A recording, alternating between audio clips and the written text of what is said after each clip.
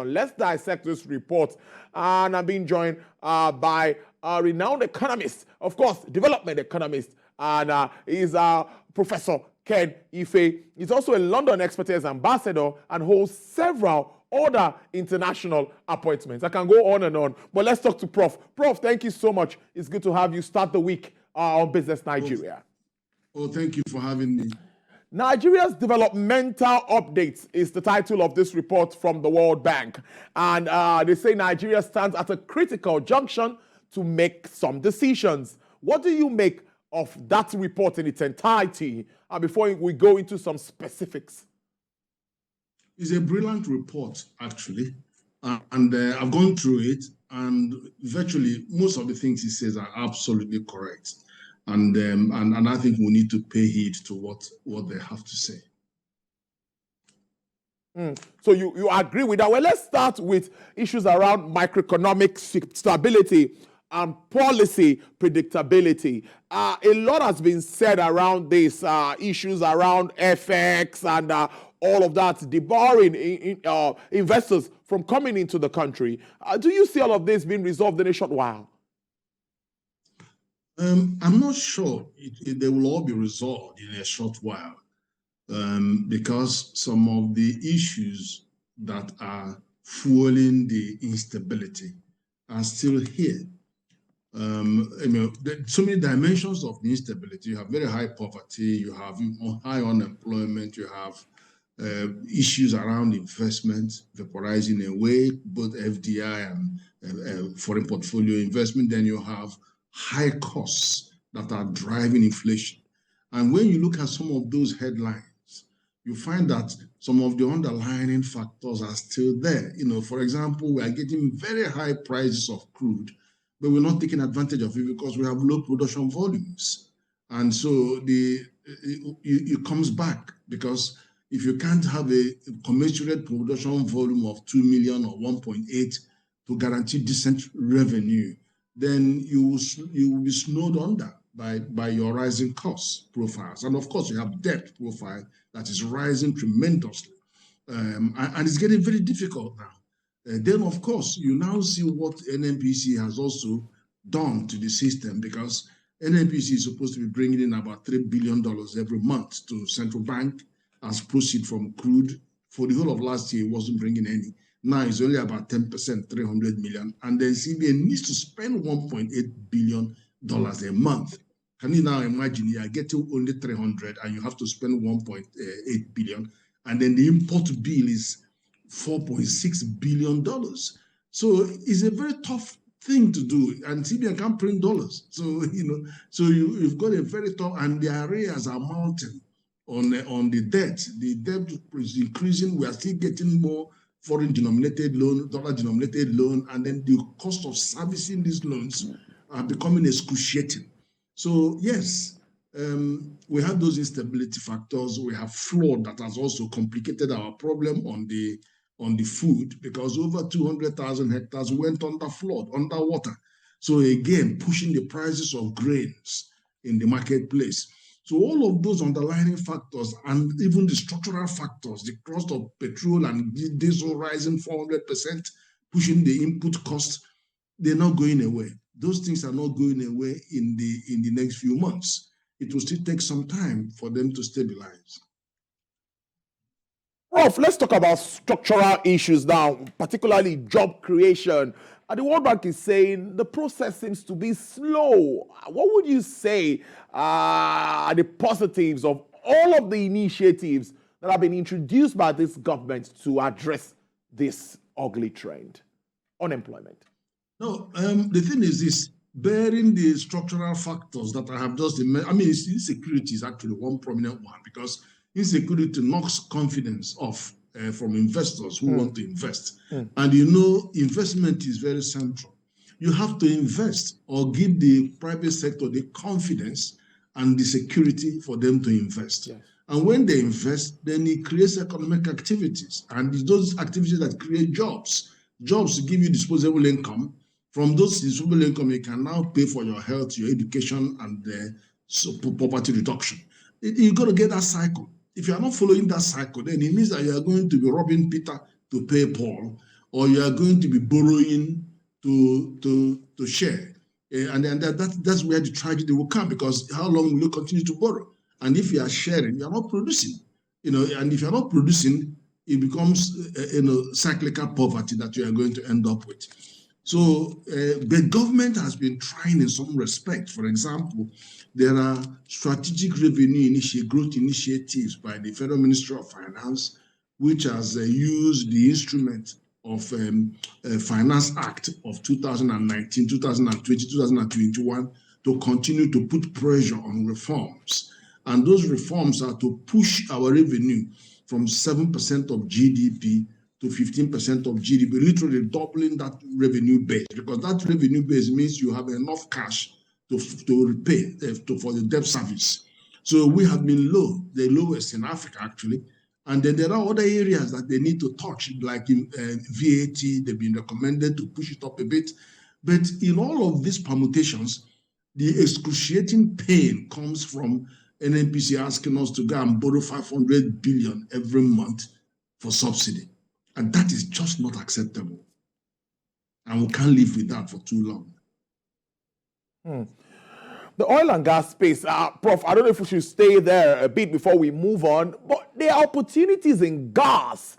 We've been talking about this. Are we ready to take advantage of this and start to get revenue from this?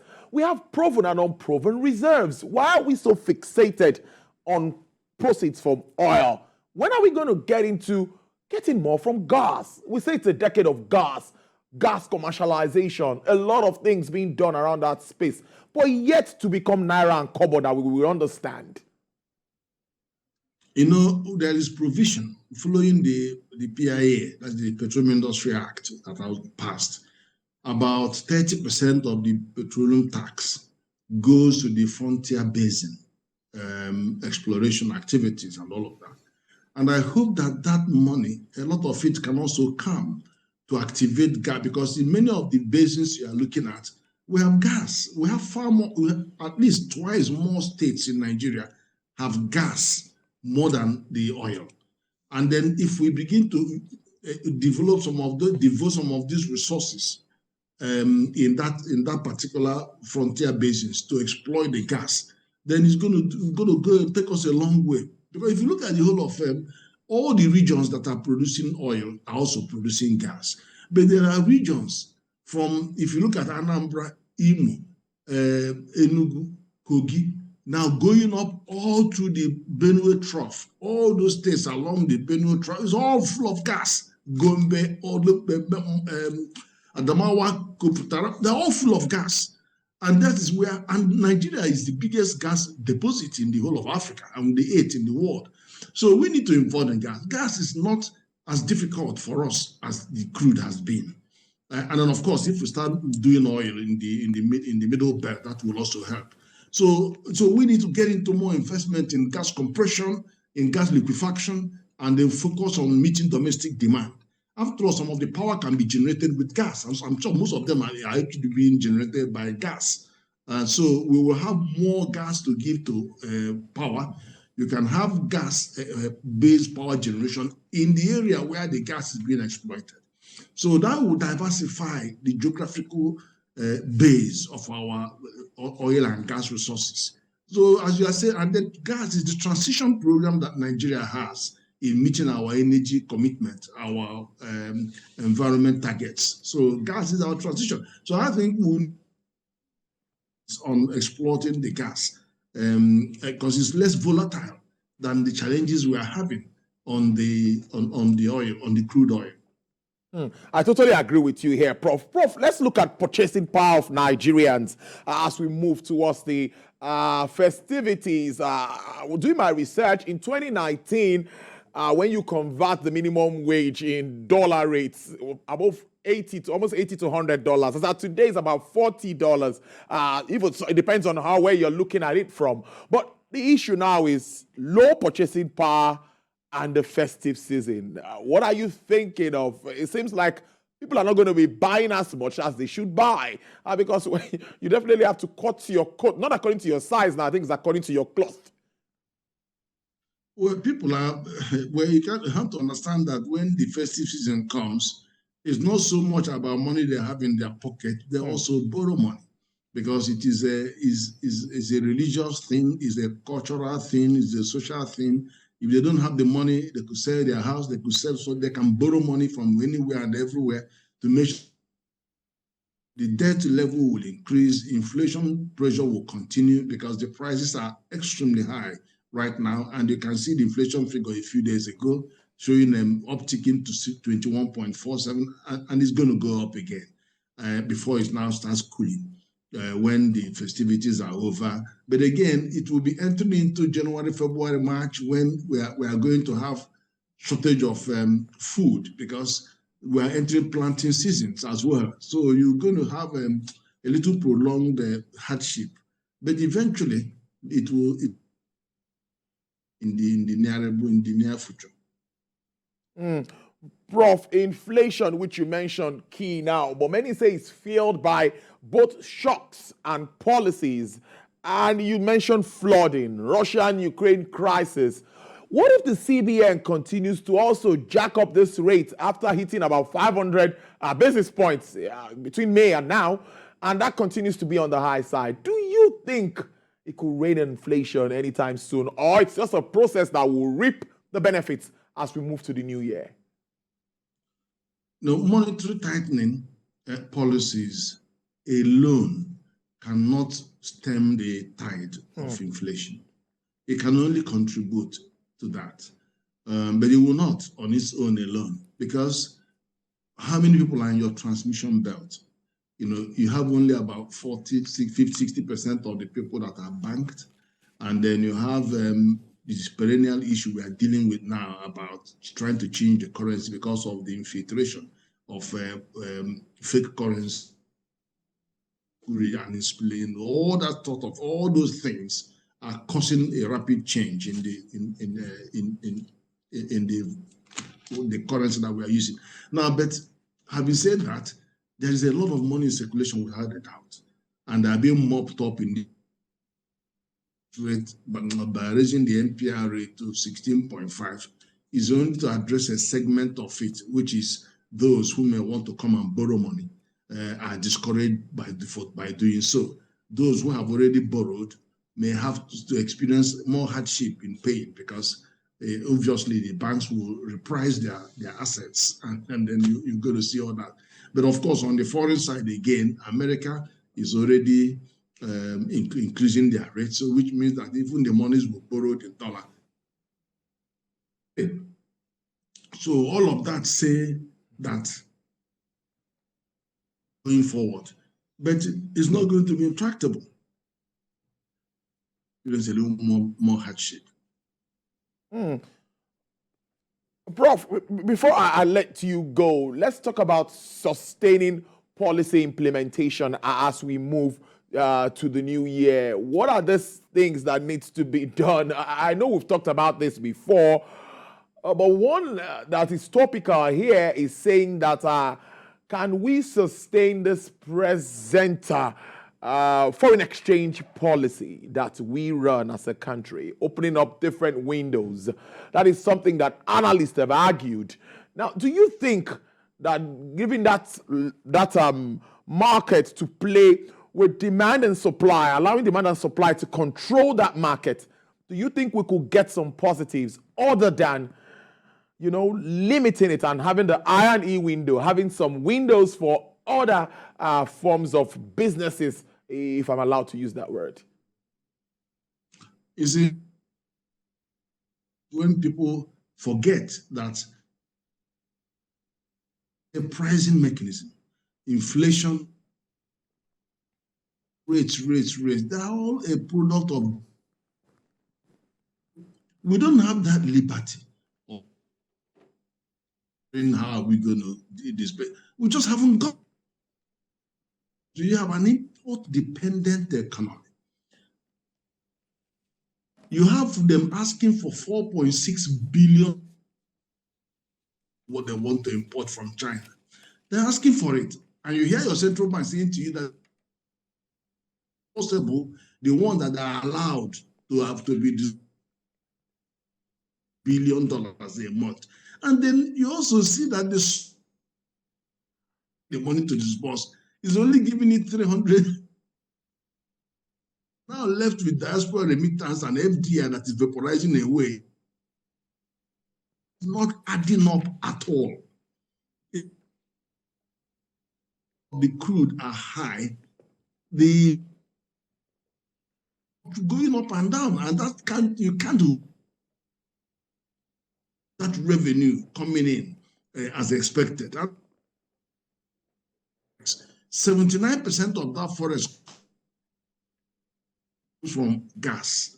The remaining 10%, and that's what has gone up, remittance to $20 billion foreign portfolio investment that have all. The thing is, if the NNPC is not pushing that CBN, where would he get the money? So it's a lot of necessity. That is what the circumstance that you have, that we don't have. You have far more people chasing the dollar than the available dollar. If the NNPC stops what they're doing and pushes this $3 billion through CBN, yes, we may have some comfort. But it's not doing it. What it does, it did a direct swap, carrying the crude over to the refiners abroad. What exactly is the volume that is going out? Today we hear they bought some pipe, they did, you are not sure. And then you now have them in exchange bringing out PMS. Again, you don't know how much PMS you are bringing in. Is it 70 million liters? How much is it? How many of it are going out of the country? You don't know. So you have the opacity of the supply of crude and the opacity of the import of PMS, and both of them are interactive, and then they're now telling you, government, you see, I'm the sole importer and exporter. I've done my arithmetic, you are owing me 500 billion every month. Go and borrow it. And what is it? Another name for it is subsidy. You can't run a country like this. And everybody conveniently will go and blame it on central bank. How can you do that? Central bank doesn't print dollar. It only tries to, when he restricted the access to forex, eligibility to forex, he started to lend money to backward integration and get 8 trillion out there to the real sector to produce, to compensate for the restriction. That's why you have 4 million farmers doing 5 million anchor borrowers program, just trying to augment, because you will overwhelm the Ministry of Agriculture if you tell them to go and deal with this on their own. They don't have the resources to deal with that. So the CBN have to bring the private sector, all the banks, and beg them to invest. And these banks are using their money. It's their money and my money and your money that they are using to activate the anchor borrowers and all these FSS and all that. It is our money. Private sector money, but people are just saying, oh, that they're sharing. They're not sharing any money. They are using private sector money to activate the economy, to ensure that they can manage the challenges that we're having. But other players have to play their part, and that is the simple truth of the matter. Others have to play their part. There are more action that you need from the fiscal authorities to complement the monetary policy, because monetary policy alone cannot. You are looking at neither can it deliver all the lapses of all other authorities. Well, it's a good way to leave it, Prof. Having some little issues with the audio, but it later came out well. Thank you so much, Professor Ken Ife, for you joining us on the program this Monday. We appreciate you. Do enjoy the rest of your week and compliments of the season. Thank you, and thank you too.